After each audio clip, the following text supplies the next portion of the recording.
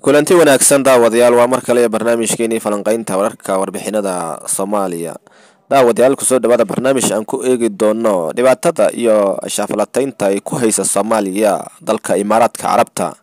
madaxweynaha Soomaaliya Xasan Sheekh Maxamuud dawladdiisa ayaa u muuqata mid ay danihii dalka ay ka iibinayso dalalka cadawga ku ah jiritaanka iyo midnimada wadanka Soomaaliya, taasoo ay kala yihiin dalalka Imaaraadka iyo Masar. madaxweynaha Jamhuuriyadda Federaalka Soomaaliya wasiirkiisa gaashaandhigga ayaa heshiisman waaweyn la gaaray sida la sheegayo dalka Imaaraadka Carabta oo ah dal aan doonayn mar waliba inaysan Soomaaliya dawlad noqoto. Imaaraadka ayaa dhibaatooyin waaweyn ka geystay dalalka Liibiya iyo wadamo badan oo ku yaala oo muslimiina, taasoo Imaaraadku uusan Soomaaliya doonayn inuu dalka Soomaaliya uu dawlad yeesho. madaxweyne Xasan Sheekh Maxamuud ayaa qaar iska tuur ay ku tilmaameen qoborada siyaasadda iyo dawladnimada yaqaan, taasoo Xasan Sheekh oo xiriir dhow la sameystay dalka Imaaraadka Carabta. Soomaaliya oo ku taala buqcad istiraatiiji ah ee qof kastaba ay danaynayso oo gacanta u geliyay dalalka wax kharbada ee cadawga baahan dalka Soomaaliya ku ah. Xasan Sheekh Maxamuud ayaa u muuqata siyaasadiisa mid fashilan gabi ahaanna jilbaha dhulka dhigatay kadib markuu aaday Masar oo doonaysa inay ka wajahanayso dalka Itoobiya ee diriska la ah Soomaaliya, taasoo Xasan Sheekh u muuqdo siyaasadiisa inuu yahay nin wareersan ee dalkana dhibaato baahan u soo jiida karo. dowladda Soomaaliya ayaa hankool faraleys ka qabtay uu hogaaminayay Maxamed Cabdullaahi Farmaajo xilligii ay Imaaraadku doonayeen inay Soomaaliya ay dhibaato iyo calool shaqaystayaal baahan ay ku abuuraan gudaha Soomaaliya. Imaaraadka ayaa dal ka ilaashanaya maslaxadiisa guud ee ah dekedaha iyo istiraatiijiyadda dhaqaalaha oo mar waliba iska ilaalinaya Soomaaliya oo kor u soo kacda sida ay sheegayaan qobarada ganacsiga iyo dawladnimada Soomaaliya. hadday meel nabdoon noqoto ay ka madax banaanaato cadawga shisheeye iyo kooxaha argagixisada ee Soomaaliya fawdada iyo dagaalka baahan ka wada muddadii 15 sano ee ugu dambeysay. waxaa muuqata inuu Xasan Sheekh gabi ahaanba ciidamadii iyo qaranka dalka uu gacanta u geliyay dalka wax kharbada ee sida baahan dalalka muslimiinta u ashafalateeyay wadanka Imaaraadka inuu gacanta u geliyay dalkii Soomaaliya.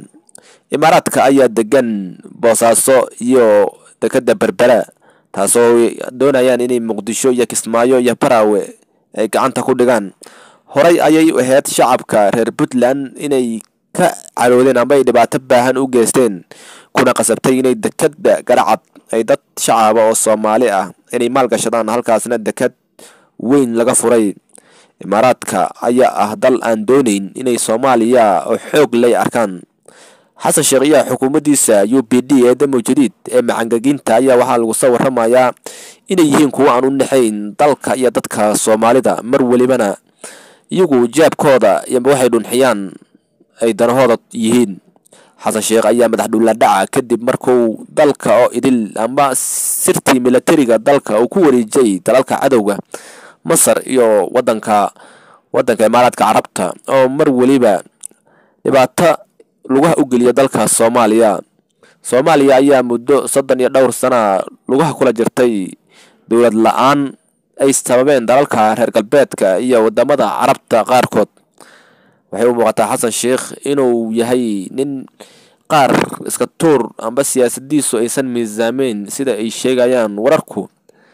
dalka militariga ciidamada lagu soo tababaray ee ku sugnay xerada General Gordon ee magaalada Muqdisho ayaa waxaa la sheegayaa in lagu wareejiyay dalka Imaaraadka Carabta oo ah dal manaxa ee dadka Soomaaliyeed mar waliba ay ka sheegtaan sida ay wararku sheegayaan. madaxweynaha Soomaaliya Xasan Sheekh Maxamuud iyo dawladdiisa ayaa ah kuwa xiriir dhow la sameystay dalalka dhibaatada weyn ku ah dawladnimada Soomaaliya sida wadanka Masar iyo Imaaraadka. labadaas dal mar waliba dooni maayaan inay Soomaaliya dawlad noqoto, halka Masar ay doonayso inay cadow uu kala dhaxeeyo dalka Itoobiya ay Soomaaliya diriska yihiin, taasoo ay doonayso Qaahira inay Muqdisho meel ay Addis Ababa ay ka dhangadayso ay ka dhigto Muqdisho, taasoo Soomaaliya haba yaraatee wax dan aysan ugu jirin. Soomaaliya ayaa xukunka la wareegay xisbiga uu hogaaminayo Xasan Sheekh Maxamuud ee UPD, taasoo la sheegayo inay qarka tuurayaan jiritaanka iyo qarnimada Soomaaliya kadib markay dalalka cadowga buuxa ah ee Soomaaliya ay gacanta u geliyeen sirtii qaranka iyo ciidamadii xoogga dalka Soomaaliya. Imaaraadka ayaa dalal badan oo dunida dhibaateeyay ay ka mid yihiin Liibiya iyo wadanka ku yaala gacanka Carabta.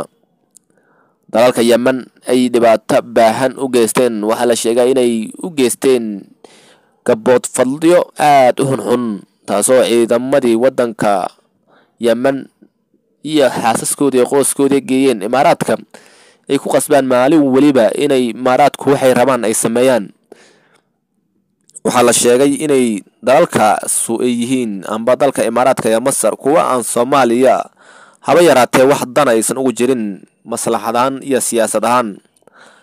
Mar waliba kooxahaas waxay doonaan amba dalalkaas qowleysatada inay burburiyaan gabi ahaanba Soomaaliya dekada ballaaran oo aad u waaweyn ay ku leedahay buqcadda istiraatiijiga ee Geeska Afrika, halkaas ay doonayso in ay gabi ahaanba gacanta ku dhigto dekadaha waaweyn ee dalka Soomaaliya si ay uga ilaaliso maslaxadda Abu Dhabi, Muqdisho iyo Boosaaso iyo Somaliland. Haddii Soomaaliya ay gacanta ku hayaan ay noqon doonto mustaqbalka meel laga hago istiraatiijiyada dhaqaalaha ee dunida oo idil, taasoo u aragto mid kusoo jeejiyay khatar weyn dhaqaalaha dalka Imaaraadkuna yihiin kuwa fashilmi doono halka haday Muqdisho iyo Boosaaso ay nabad noqdaan, taasoo la sheegayo inay dalalkaas ay doonayaan inay dhibaato ballaaran u geystaan.